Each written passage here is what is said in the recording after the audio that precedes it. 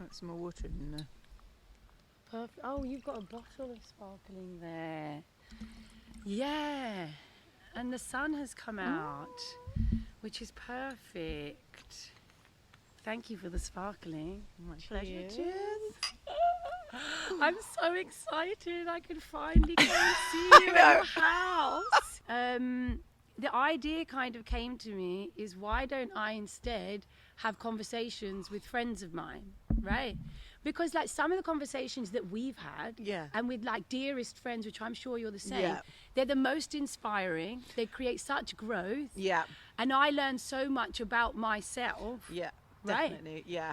And then the other thing is, you know, like of all the things that we speak about, it does always come into a lot of the things that this podcast is about, which is like the health, universe, how do we be better? You know, like how do our work-life balance and our duties and our responsibilities, how do they feed into who we want to be? Yeah. And those are all the kind of underlying premises of Am I Living?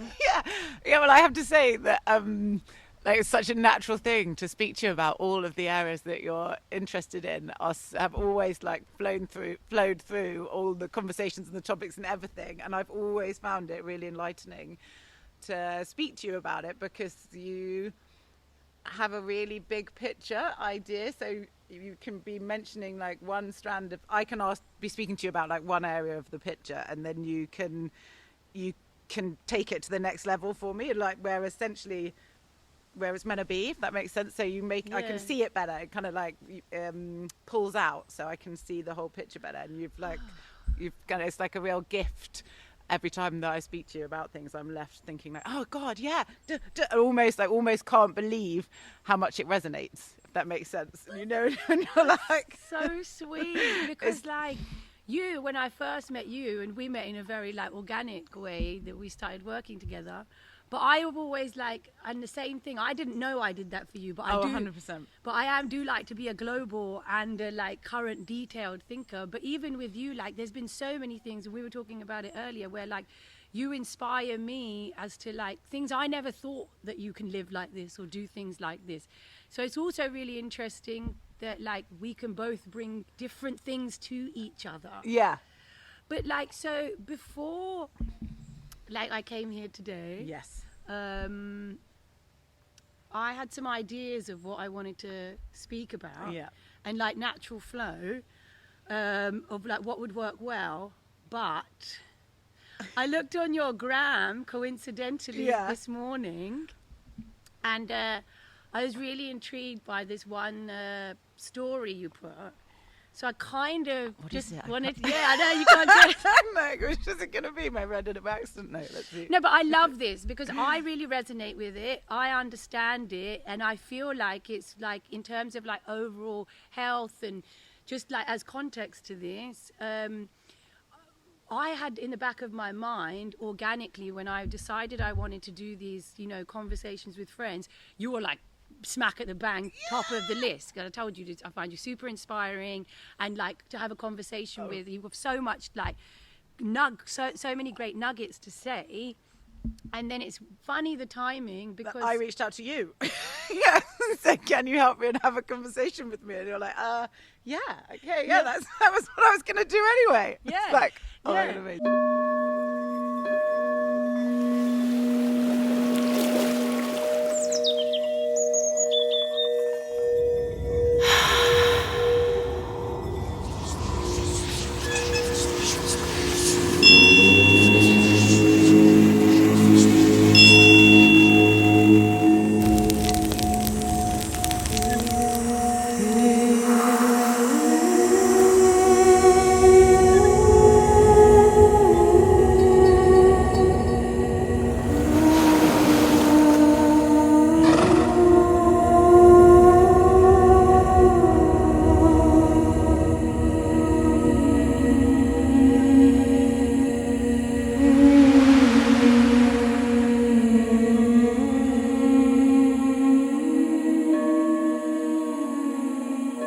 Am I Living with JPH?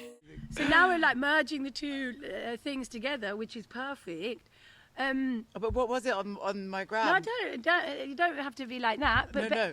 You put a story up which was saying going to need 3 days in one today. Yeah.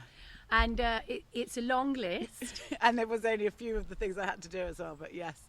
Painting, photography, check in on zone planning and furniture, summer calendar, I'm paraphrasing. Yeah. Blood test, car to garage, business accounts, party planning, find a bed and paperwork. Under the paperwork. Yeah.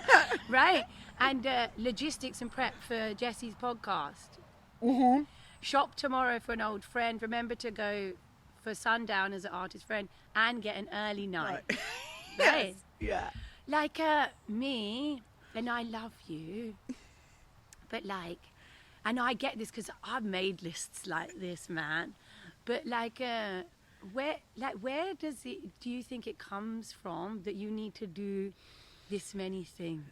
So, I think it's an interesting one, yeah, because I partly want to answer why I made the list, but that's not the question. So Answer it if you want. So I make the list because I will have woken up like multiple. This is all really like symptoms of a bigger picture, but I'll have woken up like multiple times throughout the night to think of like I mustn't let that drop, or I mustn't forget about this. And so then, like, first, if I wake up before other people are awake or whatever, then I'll make a list like that kind of most days. Normally I'll like handwrite it in my book because I prefer that as a process. But actually if I've just got my phone to hand, I'll just put it in my phone.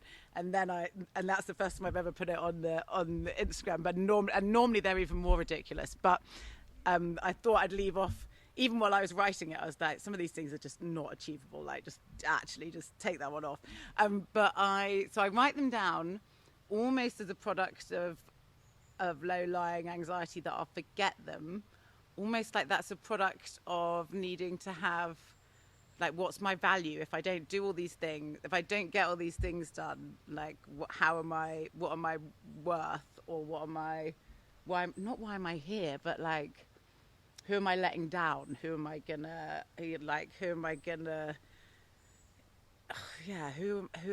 something to do with letting people down and to do with like exposing myself. Who are you gonna let down? I don't know.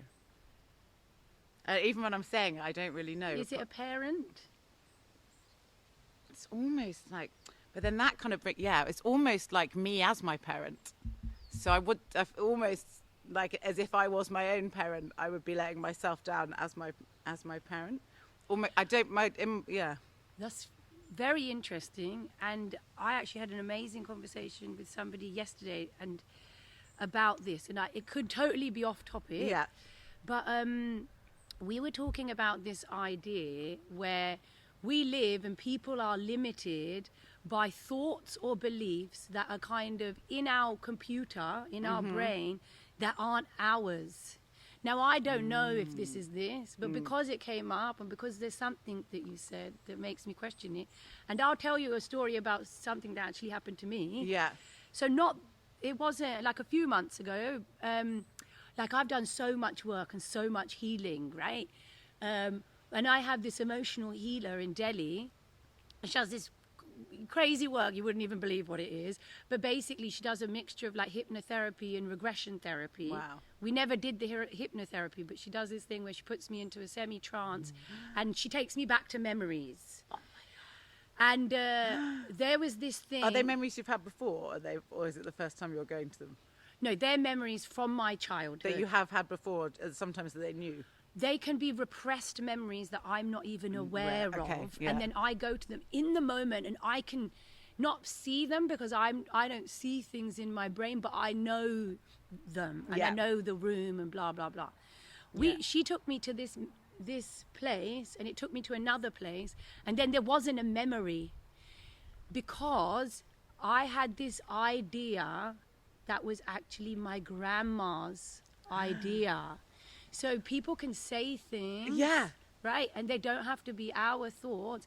And like different people describe it in different ways, but they can be stuck in your computer programming. Yeah, because you're a product of your parents or grandparents or whatever genes in that moment, aren't you? It's like, yeah, okay, carry on, sorry. And I don't know, but like, Gosh. I've you know, but and also she took it one step further. She's had like other people where it wasn't their grandparents, but it went back other generations. She was able to speak to the person with her guidance and take them, so that she was able, that person that's with her in the chair is able to tell her where that came from. With me, it ended, and it was my grandma had this ideology where she had to, like, I can't even remember what it was because I've let go of it now, but where she had duties, and they were based on a post-war life, and so I don't know if we'll be able to do it. No, but it's really interesting because my mum does have my mum has a real like constant need for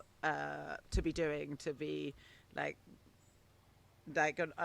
essentially an ongoing to-do list, but and I think maybe it comes because it's not obvious where it comes from with her, but like it feels like maybe it could come further back. But anyway, sorry, no. So that's what I'm saying. I don't claim to be a doctor. I don't know what I'm doing. I just live my life, and learning from you and doctors and professionals and beautiful people and all of the people I love. But why don't we just, as an experiment, see if it goes somewhere or see if it doesn't? Oh my God, amazing. So like, I'm going to try and like help you, but I feel like you're going to figure it out. Like, anyway, you've got your intuition. So let's start with what you said, right? You said, so you have a list, right? And you feel like you have to do them. But what I found interesting is that your parent, looking at you, tell me about that. Or go there. Yeah, well, it's like, I'd first of all say it's almost like I don't have any parents, so I'm my own parent.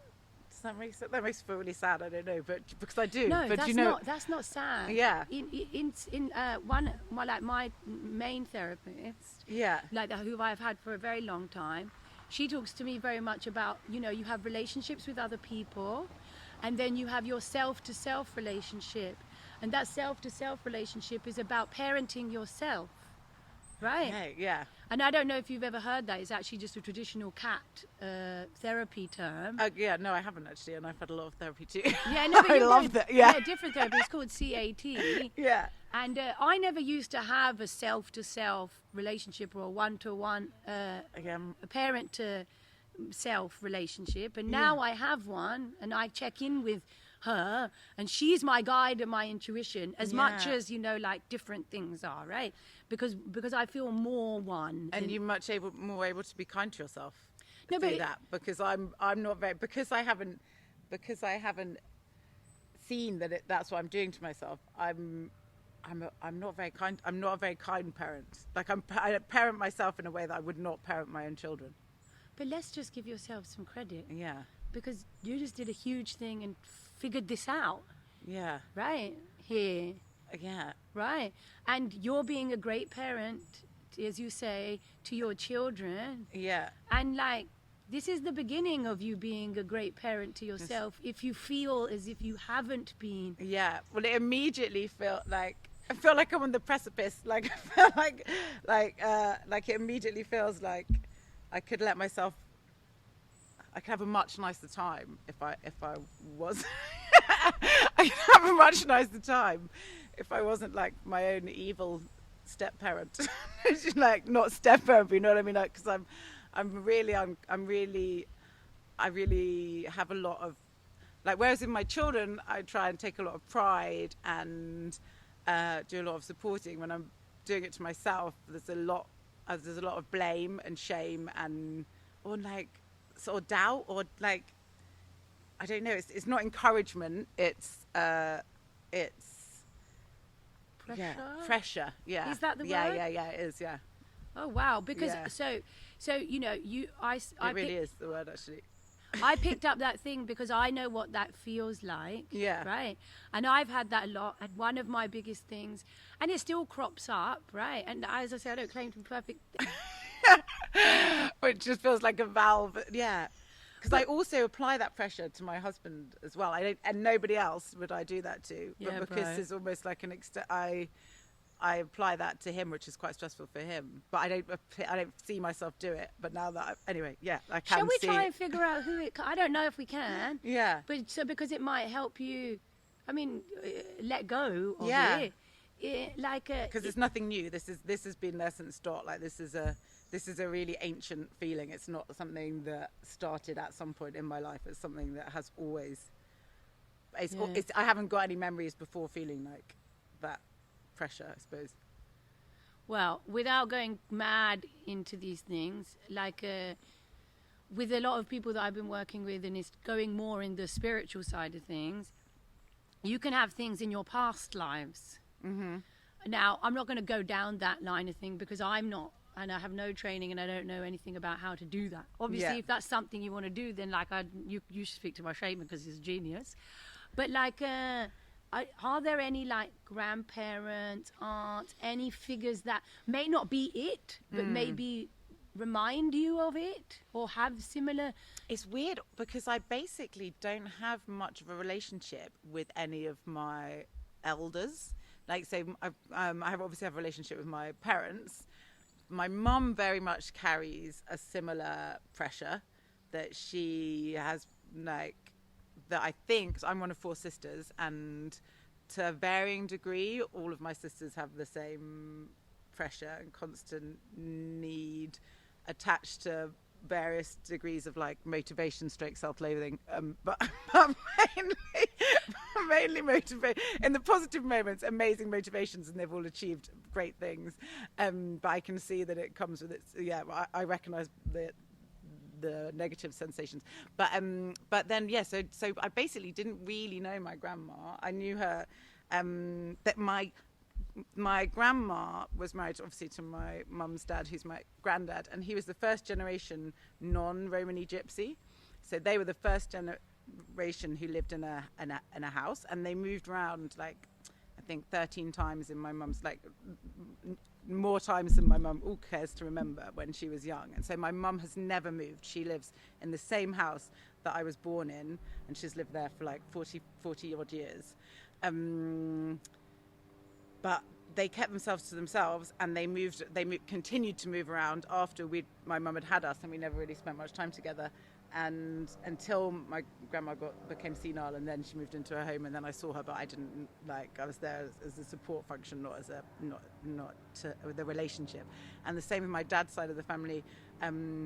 His dad died when he was quite young, and then his mum I saw really infrequently. So it's almost like there's a cut-off around that generation of my family, and I don't know anything kind of before, so it's quite isolated, and that feels quite weird, but Okay, so there's a few things, and I love this. Like, I mean, because it's come up now, what would you like to do? Would you like to speak to your mum and ask her, for more information?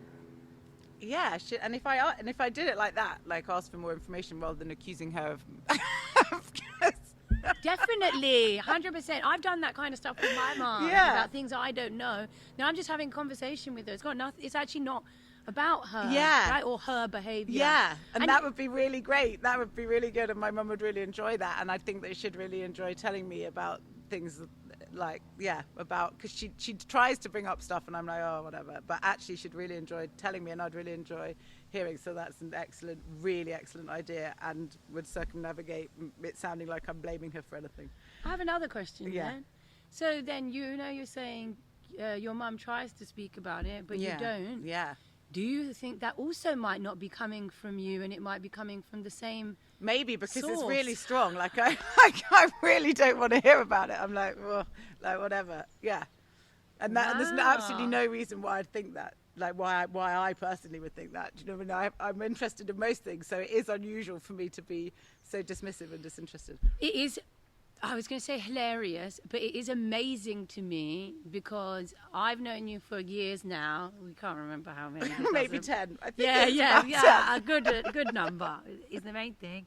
And like, see, I know loads of people, and out of all the people I know, there's like a handful of people who just like radiate and use words so positively with so much love and really just make people feel like they have a hug and they're on like a pedestal, not like a pedestal, but you know, like they lift you up. And without a doubt, you're like in that. I can only think of two people right now. One is you and one is my cousin Tina. And so what you're saying I'm about, just like, whatever. it's just like so far from who you are. Exactly, and it feels really weird and alien. It's like genuine, almost like it's almost like a white sheet of paper. Like I can't look that way. Like I'm like, just don't tell me. I just don't want to know. Which is so weird because Which is like it's you. Yeah. Is it like it's you brushing something off, but somebody else has put that there? But it was so interesting that you're saying this because I hadn't ever thought. But it is. I can't think of any other thing that I feel like that about. like it is really out of character. Like I love listening to like other people and I love hearing about how they are, and yeah, but it just feels almost like a void or a blank spot or something that I just don't want to know about. I just don't want to know. Like my poor mum. Now I'm saying this out loud. I'm like, But you said she has some of those tendencies. well, she doesn't have that tendency about looking. She loves thinking about like family trees and things like that. She has the similar tendencies. Like she always has to be busy. Like she's always busy. She kind of quantifies her worth through what she's achieved or what she's achieving, or less so now that she's older, but when I was younger, very much so. And I'm one of 4 sisters, and she brought us up as a single parent for the majority of that time, and she did 2 degrees, and she was working full time, so she was really busy. It could be as straightforward as your grandma, and I bloody can't wait to... Yeah, to find out. Yeah, okay, I'll find out. The answer. I'll come back. It's fun. So, oh my God, so we've done loads already. But I'm glad that we're recording this, because otherwise I would have to be writing it down immediately. Yeah. That it already feels like such a gift to actually think about some of these things. Do you know what I mean? Like I already feel like I have just unloaded. Yeah, but like you have just done me loads of favors. I already feel like, oh great, I'm done now. Fine, that's the end. I feel like just gotta write that down. I feel like that as well, but I feel like let's carry on for the sake of. I'm fixed. No. That was so like, I know. But like, I feel like the same, and it's like poof. Yeah. It's actually amazing. So each time you go through a layer, sorry. Anyway, No. But it's like it's. I was saying this to you earlier. I was saying I was in Ibiza, however. I'm going to, but yeah. Yeah, yes. however you say, for 2 days, and you know, the whole of the podcast, the name is "Am I Living?" It's about doing versus being, and for 2 days, right? Yeah, even that is. I don't know whether or not you gave me some acid before this. Basically, even that feels like transformationally, like even that statement is such an important statement, like being rather than doing, and in relation, and then bringing it all the way back to a to-do list, like what the fuck? Oh, I didn't mean to do that. But do you know what I mean? Like that's it right there. I'm having the same thing as you. A to-do list is against the being. I realised that doing, being thing organically. And language is such a programming device as well. Like, that's basically like how you program children. Like when you and you can see it happening as well when they're little, but you don't once you're grown up, you don't really think about that. But every day, the language that we're using is still programming us into our understanding of what it is to be alive. But yes, sorry. No, I love this, and it's really interesting because I'm not 100% sure that I agree. Words are the most outer layer of our embodiment. Yeah, and they're a tiny bit of our communication. There's a tiny bit of our communication. It's the way that we be. Yeah. Right? You know, like if you scramble and you shout and you're totally at the postman. Right. Yeah, if you're busy shouting, don't do that while doing it, then that's what they're going to hear. Yeah. No, because I went to this point and I got mad about it, right? And I was like, I had a while where I wouldn't swear and I wouldn't use this because I became so connected with like every being and just being so, I really want to embody like love and whatever love means to other people through every part of my body. And I used to swear loads. So at one point, I swear loads as well. But how was it when you gave up?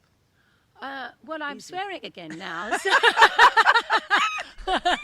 but not as much. That's good. No, it feels amazing. Like, and actually, I do want to get back to that, right? And it's why I love being in those right energy spaces, because the more I embody that, the more like I feel good because I'm giving good back to people, right? And I've lost my thread of thought, but it's like, it's what you were saying about kids. I think it's neither and both. This is the beautiful thing about the paradox of life, right? So on the one hand, the words mean so much, but they're the surface. Yes. And on the other hand, the words almost mean nothing, and it's the way you be rather than do, like you're saying, right? The words are the last thing that stick. Yeah. Right? So you can have been really aggressive or shout at a kid, and that word thing will get stuck in their mind, and they will remember that as the being. Yeah. And they will feel your energy, right? Yes. They will feel like you were bad, and they remember the word bad. Yes. Then they can, for 30, 50, 70 years, feel bad. And go off and say it to themselves, in that, like, that's what they're taking from it. Yeah. So, and that's because of the being. Yeah. Oh my God. Yes. And then Right. and then that all comes back to the self-parenting, like the amount of negative chat. Yes. That's where I was coming to. Right. That's where I was. I didn't even see that we were headed there. Amazing. Yes. Yes. And that's when then words become super important. Yeah. And like, again, I've had it. I'm reparenting myself. My words I'm reparenting. And why I want to get back to the place of, I'm not fixed that that's what I need to do right now, because I'm always working on different things. We can come to that in a bit. Yeah.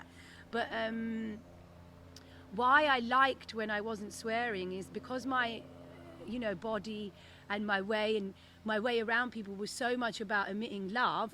When I looked at it at that crazy far distance, where like yogis and people I've been around, they talk about like, talk to this leaf, because that leaf is alive. Yeah.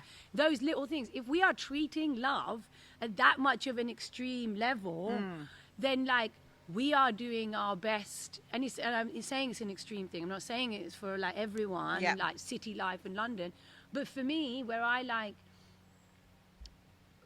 that's I know now my purpose is ultimately to help people. Yeah. The more my words, my behavior, the way I talk can all be in sync, the better I can be. The more clarity there is in your in the output that you're giving, like the abundance of so, because that's interesting about, so when you stopped swearing, did you also stop using negative, like in across your communications? Did you change other things, or just the swearing? Or it was all together, right? Like even I can't remember who it was.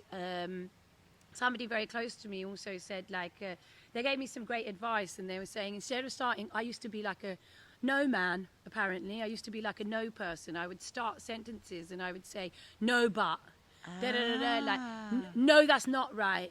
And in a work environment. And then somebody explained to me, like, Jess, I think the conversation that you're using makes it really hard, and it is more likely to build conflict. And they gave me really constructive advice. Amazing. Yeah, and that was in a work context.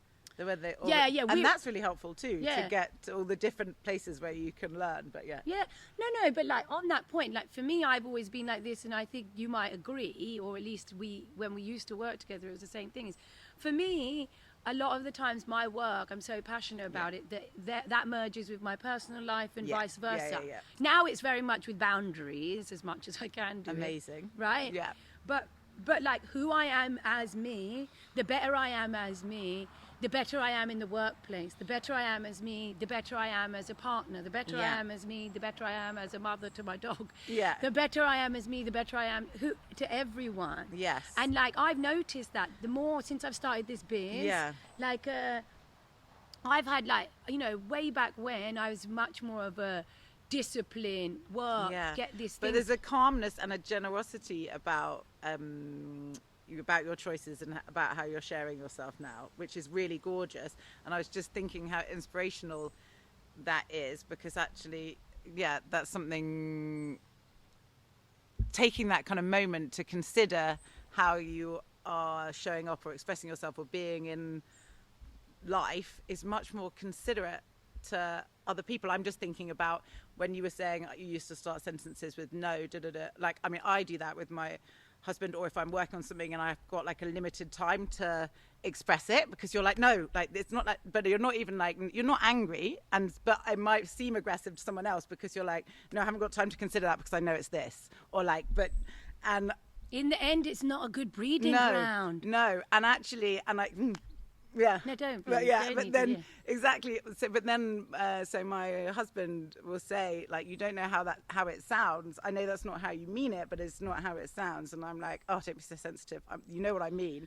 But actually, that I could just see with what you were explaining, that the quality it brings to your life, having that patience and that positive energy, and sorry to loop it back, but when you were saying about talking to plants, that's something I do instinctively anyway. So I always talk to all of my plants, and I'm like, oh, sorry if I cut something, or when I cut this flower, I'm like, sorry to the plant when I do it. But and it feels so much nicer. Existing in that way feels so much nicer. But because my husband's the only other person that I parent badly, like I parent myself, he gets the negative. Like, no, I haven't got time to do that. No, this is how, like, the pressure. So it's just made me realize that the choices that you're making take the pressure off the people around you as well, by being that kind and radiating like love and energy. It is a frequency to exist within, opposed to so it opens up a freedom, makes the world bigger because you're exploring more of the world. It's, I don't know, anyway, but but like, it's like just to bring it back to clarity, is I'm saying like talking to plants is an extreme, but what you're saying is you're reaffirming sort of what I was saying earlier, is if everything I embody is through love, then everything is better through it. And another thing, without getting too like airy fairy or going too ethereal, is that actually the misunderstanding that we get with words is that anybody on this planet, every single person, doubtlessly, whether they admit it or know it or not, they all want love, whatever it is. That's all they're doing. So when we're having these miscommunications, is because we don't know how to communicate, right? So when you're saying it's like 100%, that's what it is. But we don't remember. No. Right? We don't remember because we're like, I'm doing this, or or like we feel misunderstood. Yes.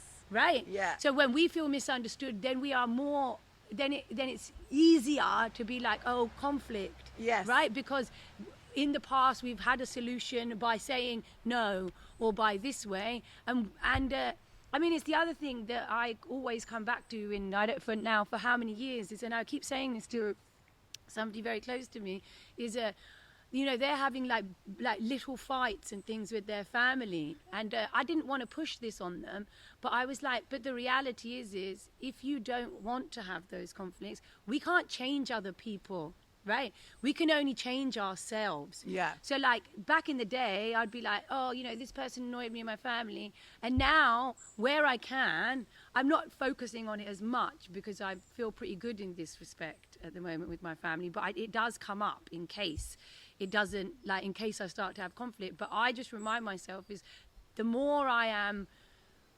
relaxed and observing and listening to where the conflict came from, I can be better, then the conflict dissipates. That's when those people come back to me, and then out of nowhere, it always takes a bit longer than I'd like it to, but it doesn't really matter. That's just my ego playing up. They come back to me and they go, you know, like, Jess, like, I'm getting really good vibes from you lately. Yeah. And it's like, we don't need all of that, right? Yeah. I've spoken to a lot of people, and for me, I can always keep myself balanced no matter what. Even if I go a little bit off balance, if I know what that is, because I know what my north is now. And it's taken me so long. But like now I know you can always come in, right? But it's actually quite rare for people to find that. I mean, you might say it's taken you a long time, but I mean, nowadays, and I don't know if historically this was the case, but nowadays it's not unusual for people to go their whole lives without knowing that. Nowadays, and we are in a world, and I don't know whether we should go down that line of conversation, because then we'll have we have so much to talk about that we'll explode as human beings on this planet but before this podcast makes it to air. But what I wanted to say quickly was that what I really appreciate as well is your focus on the importance of finding your north, and your focus on the dedication and energy that you're putting in to do that enables other people to do it a bit more too, because it's really hard to have time to do that unless somebody is saying, like, because everything about modern life is almost designed to take us away from that, like social media, like the to-do lists, like the to-do lists on social media, the biggest ever, like double whammy. You don't need to say that. Yeah. No, but you know what I mean? Like these are all like tools which are essentially to distract us from 100%, like, man. And I even, so much so that even like if I've been looking at social media, like just even a bit, like not loads, but because I try not to use it loads, and then you look at your children's faces, and because they're not like backlit and like shouting things at you, they're not like, whereas everything about a human is programmed to love children, aren't we? I mean, like their faces are cute, blah blah blah, and I couldn't love my children more, but after I've been doing something as puerile as looking on social media, it kind of takes the edge off reality a little bit and distracts from the things that really matter. And you're like, Jesus Christ, and you can almost like a drug, like if you were to use that over time. Dopamine. Yeah, I suppose, of course it is. But like, and so yeah, the same, like your tolerance, the rest, everything else kind of pales a little bit more because you're used to But Ita, you're aware of it. So many people aren't aware of it. So that's like the biggest pat on the back ever that you even know, because I've heard about people saying, you know, they don't feel that same thing for a second from their children when they're doing, but at least you recognize, right? Because you know, and like, I mean, it's the nicest thing anybody's ever said to me, probably, that I'm doing it, but I just feel like I did have a choice, but I almost feel like I don't have a choice. You know, as well. Yeah, like that's where it came from. But by listening to that, because you have been brave. Yeah, it is really brave to. I think you've been really brave, basically. Anyway, but so my thing on that, but my thing on that is that actually we all have the capacity, and we are all brave. And the reason that I say that specifically today is, you know, when we've started this conversation, in less than 15 minutes, probably 10 minutes, you had you gave me an epiphany. You gave you an epiphany, right? I asked you a question about something I found intriguing. You felt the epiphany, right? Yeah. And then on top of that, like, you know, it's like what I was saying about being rather than doing. You also agreed that we would sit down together today, right? We both agreed, and it's like what we were saying earlier, and I find this really strangely important today, all of a sudden, is I was saying, oh no, I'm running late, you know, I'm 45 minutes late. Then I said to Michael, who's video recording this today, like, we're running 45 minutes late, but I was like, it's probably quite good, because I know with Ita, like, she has so many like responsibilities that she might have half an hour to like chill and like have a little breather before.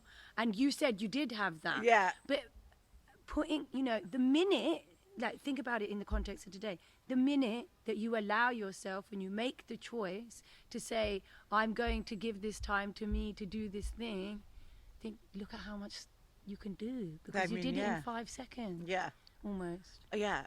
Right. And it's the same thing with me. I was saying to you earlier. But that's why it feels like a gift, because I wouldn't have. You've just given me that. Anyway, you've just given me that gift. You know, I mean, the gift of holding this, and I suppose that actually is like holding the space, or like anyway. Yes. Well, I also said I felt some amazing energy here, but it's like I can't take that almost power that you've given to yourself, and I can only almost say that to you.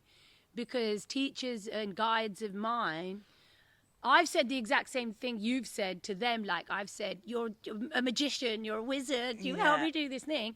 And then they would say to me, it's not me doing it. And I'm not regurgitating the same thing back. No. I can just see that I'm not the one that did the work. Yeah, now that you're on the other side, you can actually see that. No, but even with me, I have that now, right? Like some of the teachers, I had one person, and she's been really amazing. I have words, they're about negative, they can be negative words. I have negative associations to them. And she does this thing where she interrogates the word, then we reframe the word, and we turn it into a positive word, and she turns it into, helps me turn it into an affirmation. Then I have to repeat that affirmation, right? Over and over again until it becomes more, that becomes my programming. Yeah. When we want to, grow or be better or whatever it is we want to do, if we really don't want to, if something inside of us is telling us, that we don't feel good or like we're not worth something, we attract that energy, right? Or those people come to you. And I was saying to you, like, with like loads of work stuff, I know what I'm doing now. And all of that is coming to me, right? And then when something doesn't work out, it's like, I'm being asked whether I really want to do it or if I want to do it this way. Yeah. And those are the... But how do you forgive yourself or maybe this isn't even anything that happens anymore, but if you have a lapse or like, I don't know if lapse is the right word, but like if you have like a hiccup or a waiver in your belief or something, or you start thinking negatively, or like, do things like that even happen anymore? And if they I do. How do you get past that? Yeah. So I love this, and I don't know whether to say this out loud because I don't know whether to keep it as the sacred thing that it is. No, I love it. So when I started and I knew I wanted to do this big work and I knew I want to help people, I'd love some tea.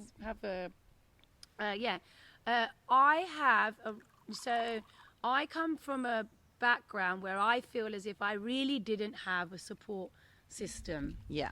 Right? Like my mother's wonderful, but we didn't have like a deep, close relationship where I could where I felt like I could open up to her. Yeah. Same with my grandparents. My dad wasn't there in the vast majority of what I remember to be my childhood. Yeah. I didn't have any other close relatives. I knew I needed my own support system that I could go to for whatever. So I have that now.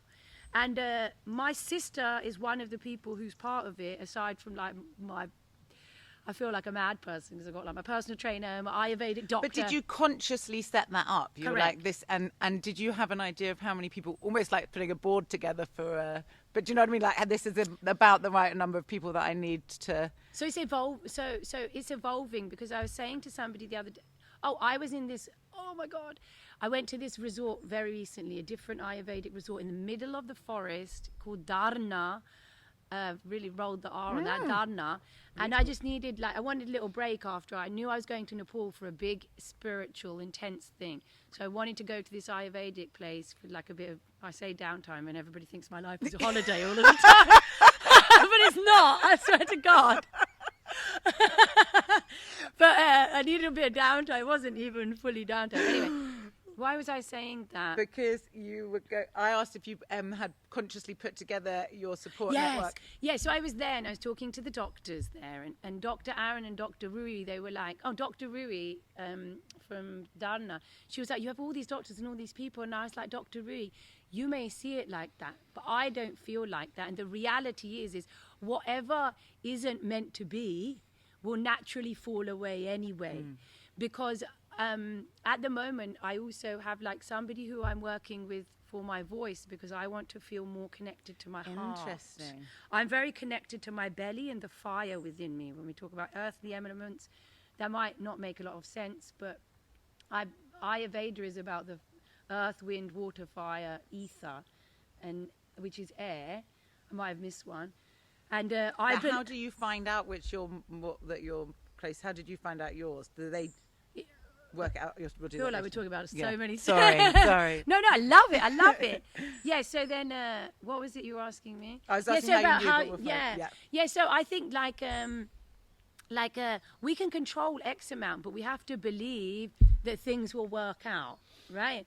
So in all of those people that are there, I know what I need, and if something's not meant to be there, like with anything, everything will course correct. Naturally, and it will fall away, right? It's like, how did you know you were meant to be with Simon? When you knew, right? Yeah. And so then with your support group, if you do have Yeah, so so this is my thing, is and I must have come up with it with my sister, and I said to her, I know me, and I've gone to dark places, and I've really not felt good, and I've done things that I don't not wish I did anymore, because I'm grateful for everything that happened to me, because I learned something, and it's all part of who I am. But because I feel like I want to do best by me and by other people, I need to feel like if I do start to slip, then I can do that. So basically, I'm not going to say the phrase, No. but me and my sister have this thing that if it gets really low, then I will call her and I will say, I have this. And then how will she put you back on the, like... She knows, because like, I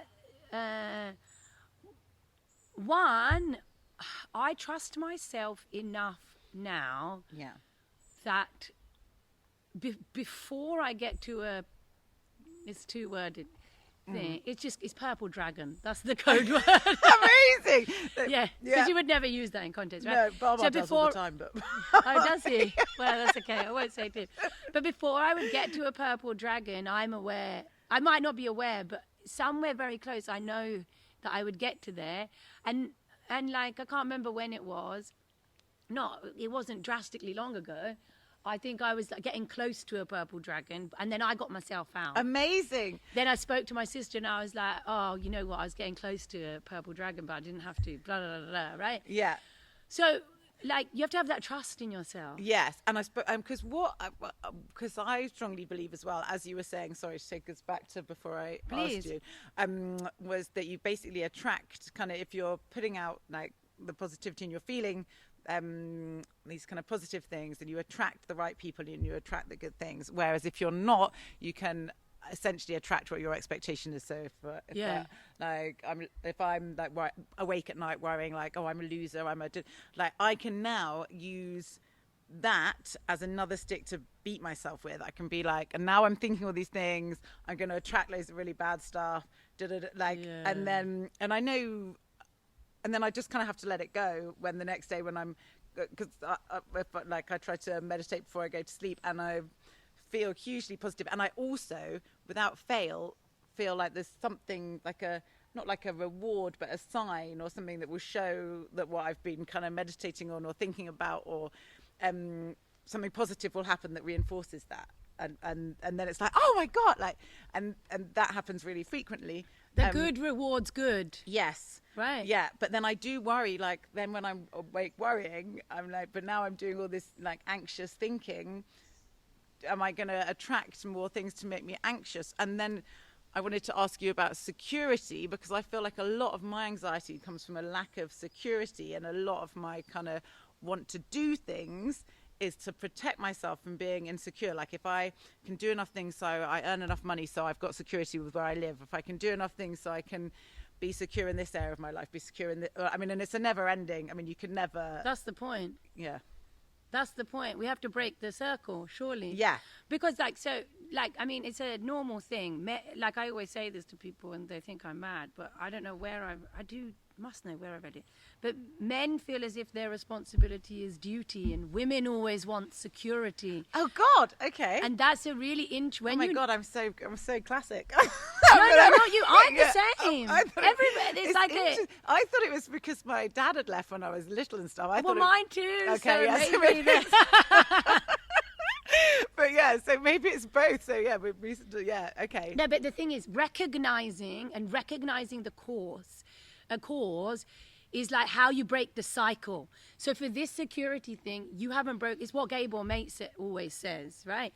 When you have a deep-seated trauma that's causing something, whether it's a physical pain or whether it's like your mind circling on the same thing, is when he finds the cause, because you know what that is, and you go, this is all it was, then the circle is broken. But you've never interrogated the circle or questioned. Well, I think that I've got there, but I must have not got there.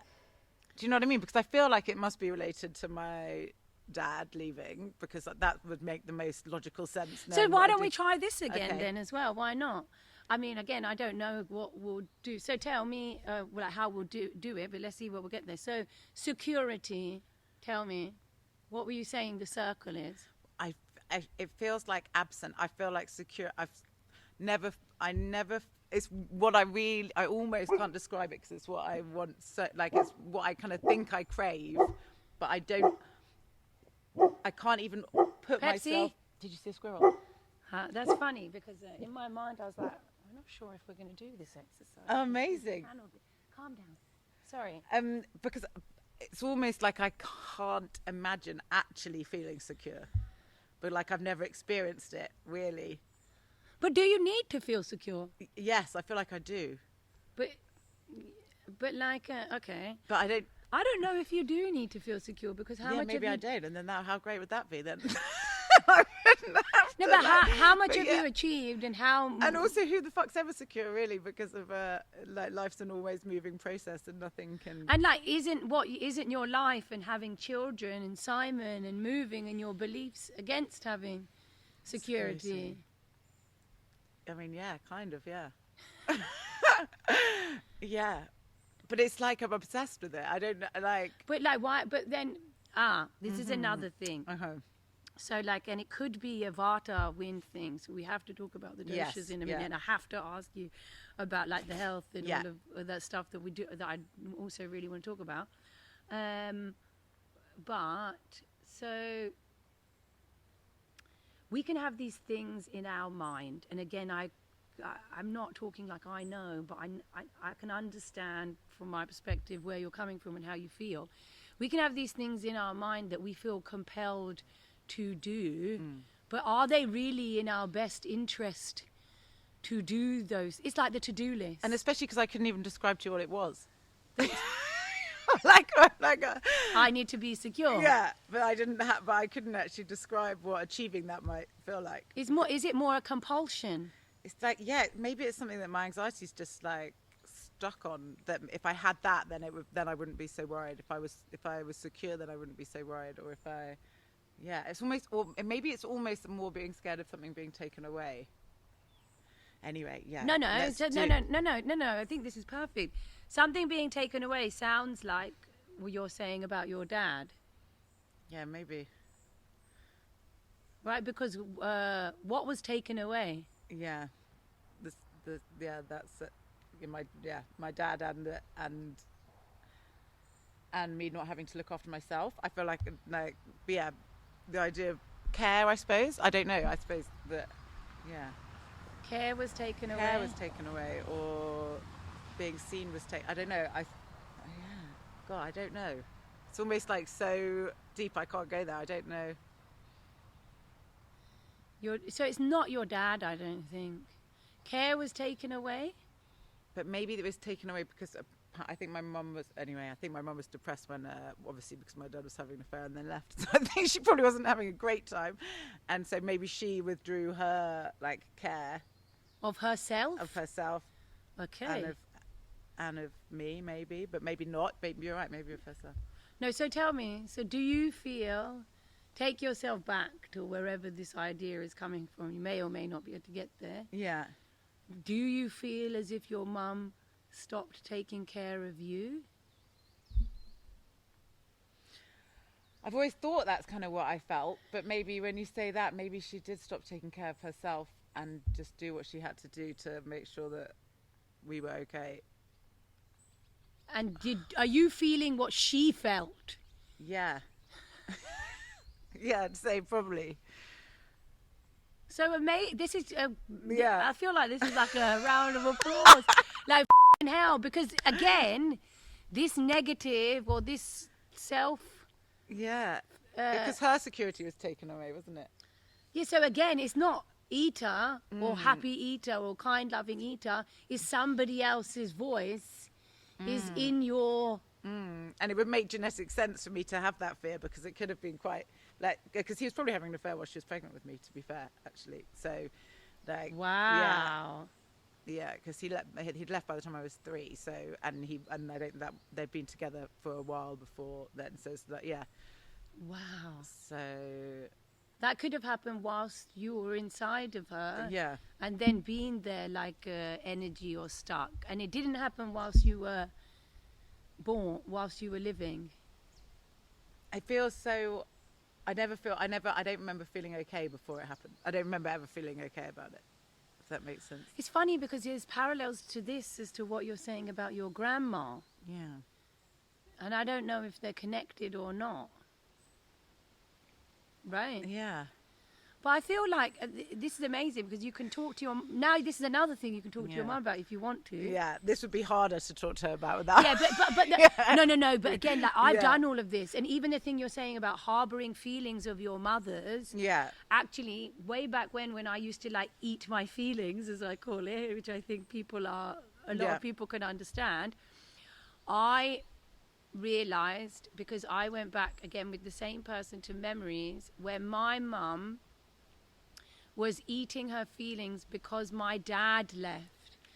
So when I had a sense of my dad leaving me, I was not only feeling my feelings, but they were getting muddled with me watching my mum in this kitchen, the blue kitchen that we had when we were growing up, where my mum would be eating because she was eating her sorrow of her husband having left, and they weren't my feelings. No, and weirdly, as you're saying that, I'm having some sort of weird memory of my mum being like me being able to see my mum being pretty upset. Yeah. Where are you? I'm in my house, and she's in the kitchen. I'm in the hallway, and I don't think she can see that I can see her. But yeah, so that's weird because I haven't. What's she doing? She's standing in the corner. She's not actually crying, but she's wearing a white dress, and she's she's just kind of looking, but like I can tell that she's really sad. You know, like I can see her big, like almost absent, like. So yeah. And because I won't push you further on that one, but if you want to, I don't know if weeping is. Yeah. Oh, interesting. It's also interesting because I kind of thought I'd gone somewhere on that before. Do you know what I mean? I kind of thought like the security thing. Do you know what I mean? I thought I had quite old answers that I'd made for that from just like A plus B equals C. Like this happened when I was little, and now I'm searching for this. Like that's how they must be connected. But so there's interesting to actually that it might not be my thing, and it might be like my mum's thing, and then obviously by proxy my thing, 'cause she was my main carer. Not by proxy. It doesn't have to be by proxy. Her thing can be her thing, or nobody's thing if you so wish it to be, right? Yeah. Because it's just whatever makes you feel good. Yeah. It like kind of sits here. It's really weird to explain, but it's like a heaviness like across between my eyes. Well, this is how headaches and migraines and all this stuff can come from. That's what I'm saying about trauma coming up as physical things. It's a real thing, but people don't talk about that. Yeah. Because I'm a big believer that physical pain is a manifestation of emotional pain, and it's because there is not widely spoken about. No, and it's actually dangerous how little it's spoken about, because like when I had my back pain, and it was absolutely hideous, and it was very much a physical thing. Like you could physically see that my hips were out of joint, and that and that everything was in the wrong place. But without a doubt, after I was seriously stressed at the time, like seriously stressed, and weirdly, I had just had some epidurals on my spine, which were to help with the pain as well. But then I bumped into this guy, and he said, "You have to read this book," and it's called How I Can Cure Your Back Pain or something. And he was like, "You just have to read this book." I had the same thing, and I read this book, and it was gone. And I was like, whatever, like, cool. I literally, like, you must have had something very different to me, because I haven't been able to walk for like a year and a half, and you can see that one of my hips is up here and the other one's down there, and I can like crawl around on my elbows. And I read the book, and it was like within a week. And I mean, luckily, because my husband is very skeptical of these things, it coincided with me having the epidurals on my spine. So he thinks it was that, but I think it was the book, which talks about how you can withhold oxygen from areas of your body by emotional, breathing. Yeah. And by doing that, you are really making physical so there is a massive physical problem, but it's being brought on by a psychological. So, what's the book? I'll send you a link because I've forgotten. I think it's called How to Cure Your Back Pain, but it sounds like that. It's almost as simple as that, but not quite. But I'll send you the link, because it was phenomenal, and I had to find the guy who gave it to me and was like, wow, like that really changed my life. You know what, though? Another thing that crops to mind, and like I feel like we can tie this up kind of there, is it's funny because I keep talking to loads of people about this as well, and it's the same thing about like religion, and it's the same thing that you're saying about Simon thinks it was the epidural and you think it was the thing. It actually doesn't matter what the bloody thing is. No, right? It really doesn't. The main thing is that you're feeling better, and it's like the same thing with religion. It doesn't matter what you are or what you believe, because as long as you are going to try to be better or feel healthy or whatever it is, then we've achieved what we're trying to achieve, right? Yeah. But if we can ask these questions and talk about these things and give ourselves the time, as much like to allow ourselves to go there, although I don't know what the bloody hell I'm doing in life, that I know I'm doing my best, right? By giving myself that time to do it. And the same thing, like you've done 2 huge pieces of work almost on yourself in this, I don't know, hour that we've been speaking. Yeah. And like, if you want to go back to that memory for yourself or with someone, or you want me to, connect you with somebody, because you feel like it might help you to close that door, I feel that you could go there maybe. Yeah, and they're also really interconnected, aren't they? Because the lack of me having to be my own parent and being bad at being my own parent because maybe I was too young or whatever, like when I first started parenting myself, because of the absence of having a parent, and then literally then going full circle to my dad leaving and my mum being like in the corner absent. Like, it's like, oh, okay, so that you can see, I can feel how how many things could be solved within that. But that's so beautiful. Those bits of information. And what I love, and because what I was about to say is a lot of people get stuck in their like thought, because now you're connecting the dots. But the more that we're like going with our feeling and that, and those things where in the moment you're like, what is going on? Literally, that's when we can get some clarity or cleanse or heal or feel better.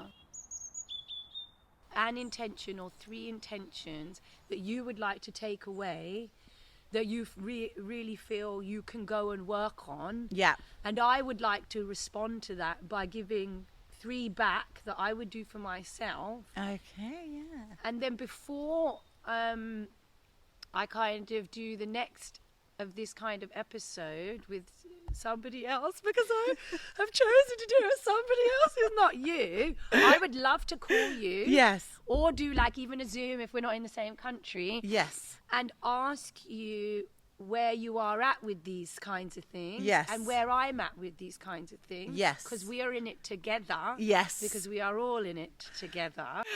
So one of my intentions might be to spend more time in the flow state than the I was going to ask you that. So because like the painting and designing are things that I enjoy so much, but obviously there's a lot of the side of my work too, which is like organizational and etc. But it means that I almost put off the bits that I really get a huge reward from, because I'm like almost like saving your treats till last or whatever. I'm like, I'll just get all this other stuff out of the way, then I can go and do this. Correct. I love this.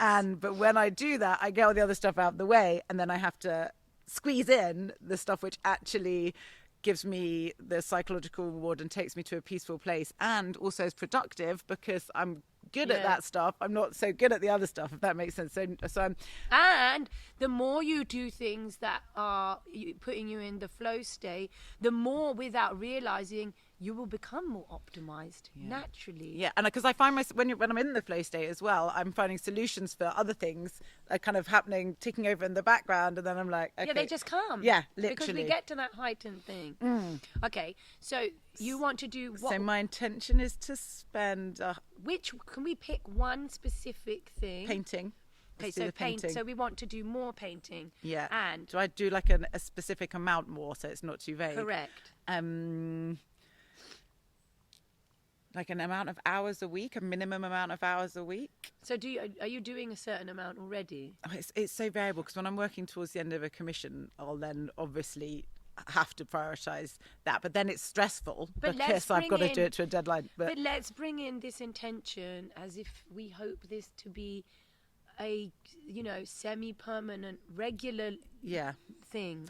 I'd say 6 hours a week minimum of pure painting, and hopefully I can surpass that. How many are you doing already? I've got no idea, because a week like this week I've probably only done 2. And when are we doing the 6 hours? It kind of doesn't matter at the moment. I'm doing them but I think we should decide. Okay, at least well, I'd hope that I could do at least 6 during the day. Is it an hour a day? Yeah, or at least an hour a day. Oh, yeah. But no, let's not over pressure it. So 6 hours. Also, of a weekend, I'll have the children certain hours probably. So should we do 5 hours? Yeah, okay. And then but then if I surpass that by a great number, that's would be different. Yeah, that's just fantastic. That's just jumping jacks and cartwheels and joy. Yeah, so because if we also do 5 hours a week, that's an hour a day that you're going to do painting. Yeah, and also then you progress so much quicker with what you're doing as well, because you're building on the foundations that you spoke about earlier. Right. So yes. So if we start with that, if we like that, then later on we can build it up to 7. Yes. Right, later. But let's start with what we know we can achieve. Yeah. And it's good that you're saying to do an hour each day, because if you hadn't been that specific, I would think, it doesn't matter, I haven't done any today, I'll do 5 hours tomorrow. Yeah, like, 100%. It doesn't work. No. Right. So 1 hour a day, and it's weekdays. Plus, then if you really want, you can have that thing in your mind where you have a weekend. Yeah. And it's gonna be when you're with the kids. Yeah. That you're gonna do that. But one way or another, we'll do 1 hour, 5 days a week. Yes. Right. Yeah. Okay, so that's amazing. That's nice as well. That makes me feel nice too. Yeah, but that's what it should be. It's lovely. Yeah, okay. So you've just given me permission to prioritise and then as well. do you need to put it into like a time, or can you do that? At a specific time each day. Do you need it to be that specific? I mean, it'd be kind of amazing if it was like the first thing that I did each day, but I think then it might slip because without fail. Yeah, that's what was my was my inclination. Okay, that's fantastic. Now, bringing it back to like weight loss, health, optimizing. I'll do Yeah. So I would love to see, especially when you're talking about like back pain and weakness and excess vata and wind, that wind in my mind, not in my bottom, just to be clear. Yeah. Definitely. Yeah, you're right. That can get misconstrued. The excess wind I have. There was something like that was happening. And I don't know what. Anyway, I was something else to do. I was speaking with my voice coach, and she was saying, I love that you have a voice coach. I know, I love her. She's amazing. And she was saying, when you're having a certain type of voice, you've got to do it as if you're expelling it from your buttocks is opening and widening. And I was like, she was like, I've never had this conversation with someone. And I was like, I'm writing down, or I've never written down in my notes before. And then take the voice. I think it was an earth voice, and you talk and you take it, and you had to like ha ha ha, and you had to like open your buttocks, and I wrote notes. Open your buttocks, and I was like, I've never done that. I'm trying to. Yeah, so that's supposed to like give you earthly, but we won't do voice training today. Yeah. So that's that. I'd be interested in that as well. Everything you're saying is just bringing on a load of other ideas. I'm love like, it. But we can do another. We can do another one. Pod. But so then the other one, I would love it if we did like a strength-based thing. That would be really good. And I don't know why it came to my mind, but we don't have to do it because it should be something fun that you like doing. But I weirdly wondered whether you would like to do a dance class. Do you know, it's very weird you say that, because I literally was thinking that the other day. I was like, I'd love to do a dance class. And I've thought it's like the 3rd time that I've thought it, and then I never follow through on it. But because I love dancing, and I was literally thinking about it the other day, and I actually put a shout out on the local group thing, if anyone. Okay, and the reason I also say that, which I think you might like, is that walking for somebody who has excess vata, wind and air, not gas. Walking, although like it's really great for us, that lets the wind travel. Dance uses your mind and your body, and it brings it all together. So you're actually concentrating your mind. Yeah. And you're strengthening your body. Okay, yeah, amazing. So it's fully comprehensive. Yes. So like, how often can we do dance? Realistically, once a week, but I know that's not very There's much, is it? it doesn't need to be very much. Okay. Because we want to do, again, the same thing I was saying. And we can build up. Realistic. This is the beginning, the starter. Yeah, once a week. Yeah. I feel like I want to say more than that, but it's don't. better to start. No. Once a week, all right? Okay, so that's that. Then the third, do they make sense how they're like real... Yeah, tangible? yeah. It's much better. It's like a really nice place for me. No. Then you know what you're doing. Yes. Then the third thing, for me, I thought it could be I mean, we were going to say a food thing. I don't know if you need any more. No. The only thing I'd say about food is that I'm... what I was actually going to suggest was more a meditation kind of thing. Well, that would be phenomenal because But do you think 3 intentions is good, or what do you think? What's realistic for you? Let's do it, and then let's see where you get to in a month, right? Yes. And then we'll review. Now, what's your current? Also, I know we're doing the podcast, but what time do you have to leave to pick up the bambino? I have to leave minus 4 minutes, 4 minutes ago. But Okay, let's finish your intention. Yeah, okay. But I want to hear, and then you can think about yours. I can think about mine, or I can do mine, Okay, and they don't need to be said to you. Okay. Yeah. You do have children. This is true. I'll be sad to miss the intention. Okay, My child is here. It's very well behaved. I mean, yeah, aside from the barking in the middle. Bless her. She's protecting us. Yeah, she's doing good. All right. Yeah, so because again, that becomes a comprehensive 360 approach. Yes. What's your current practice? For meditation. Again, it goes in waves. Like it will be something that I do. I see a massive improvement. Yeah, it'll be something that What do you do now? Well, as in this week where I've had a much better week, like when I've not been as anxious, I've done it each night, like just only for like 10 minutes before I go to sleep. Okay. But then I'll go like 2 weeks and I won't do it at all, and I'll feel really anxious and it'll be awful, and I'll think, and I'll forget that I have any power in it, and then I'll do it and I'll be like, oh my God, wow, this works so well, and then I'll forget again. What's it tagged onto? What, the meditation? When do you do it? I do it in bed before I go to sleep, which probably isn't ideal. New thing is that I don't do it in my bed. Yes. So that I have more focus to it and don't have the risk of going back near the subconscious and falling asleep. Yeah. Well, the thing is, I think that the way that mine have kind of come entwined is that I do actually find it a really peaceful place to go to before I go to sleep, and then I sleep better. But I should maybe go and do it somewhere else and then go to bed afterwards.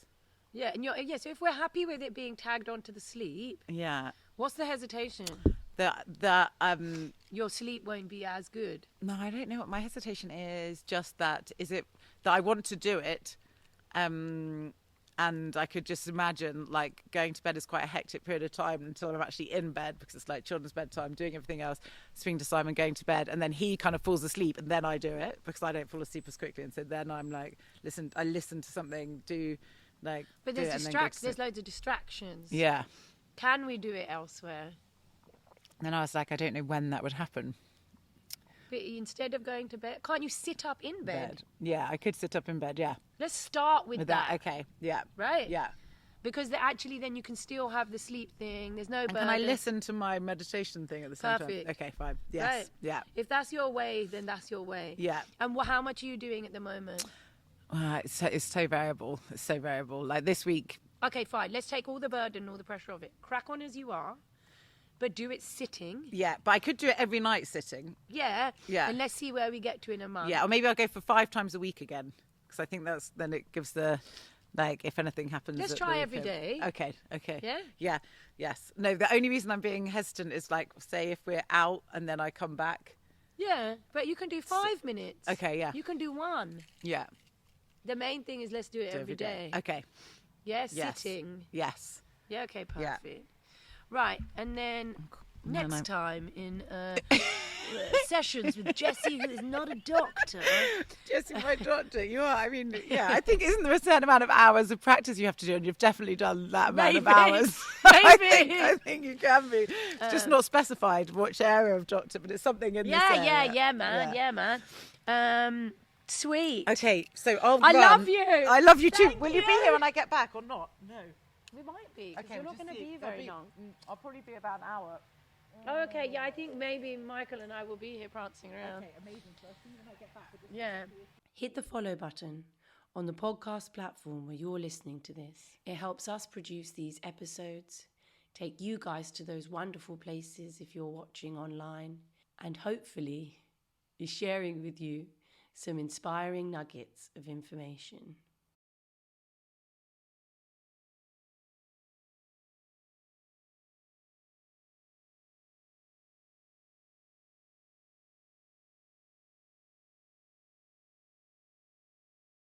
Three intentions for myself.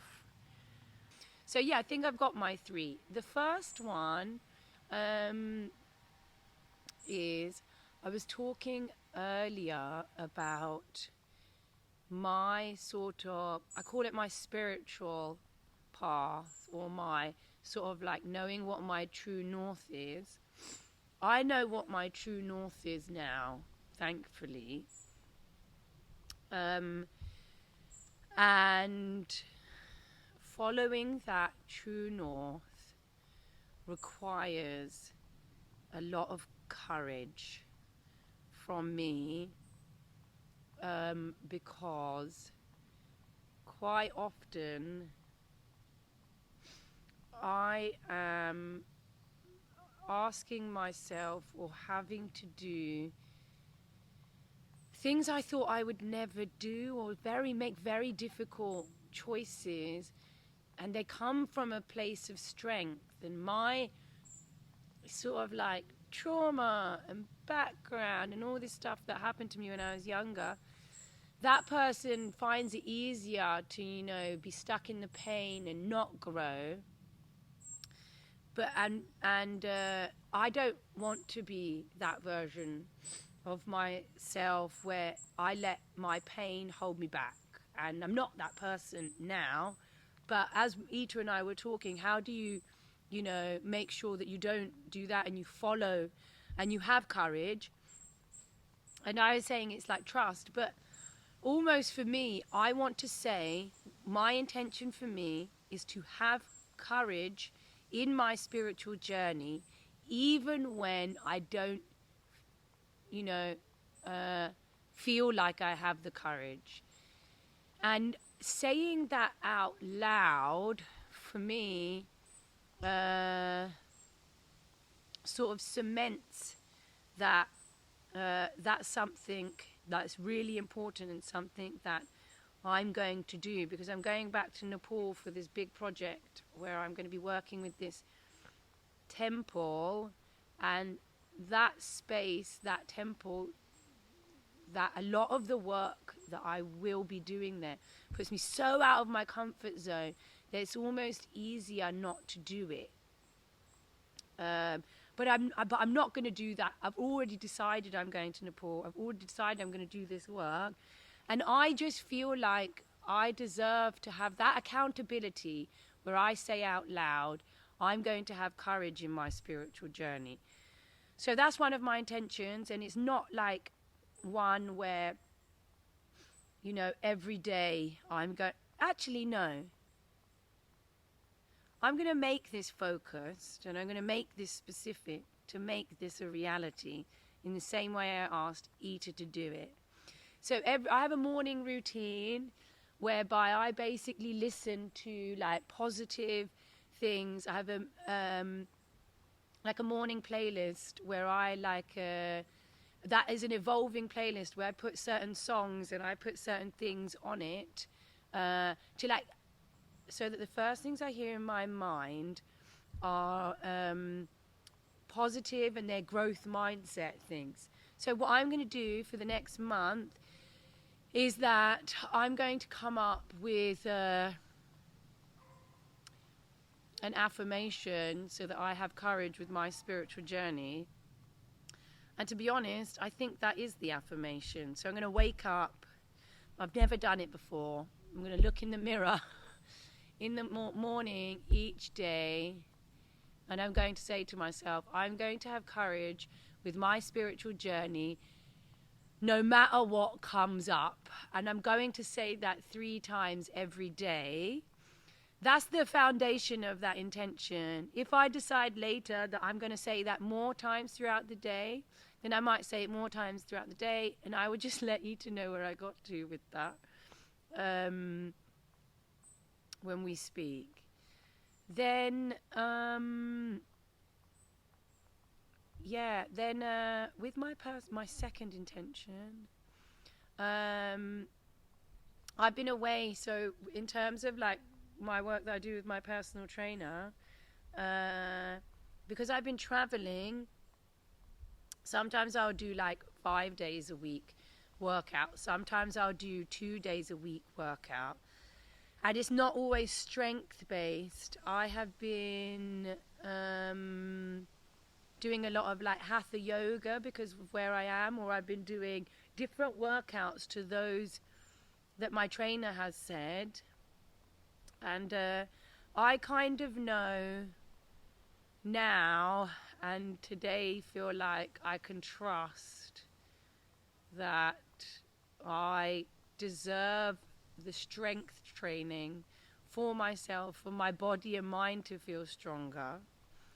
So my intention is and it's building my foundation with my workout, I have a pretty okay workout regimen myself with like my walking and my diet and my workouts, but it doesn't have consistency. So a good foundation would be, instead of me doing an hour and a half, I'm going to now do just 30 minutes. If I decide to do more on the day, I can do more. 30 minutes, 5 days a week, because I can fit 30 minutes into my daily schedule. And they're going to be focused on what Bradley Simmons, who's my personal trainer, on the workouts Bradley Simmons has suggested, because they're focused more on my core, which is where I need the strength training. And I feel ready to do that. I haven't felt ready to do that for a while, which is why there's been a lack of flow with it. And this is a really good way to step up my existing workout. So that's nice. And then, I think my third intention is this idea, which I've already said, is that I've already got, again, an okay meditation morning routine, but sometimes I can fall back asleep. So I think wherever I am in the world, wherever I'm sleeping, I'm going to either start the day or come back from my walk and do meditation, not in my bed. I think I'm going to start the day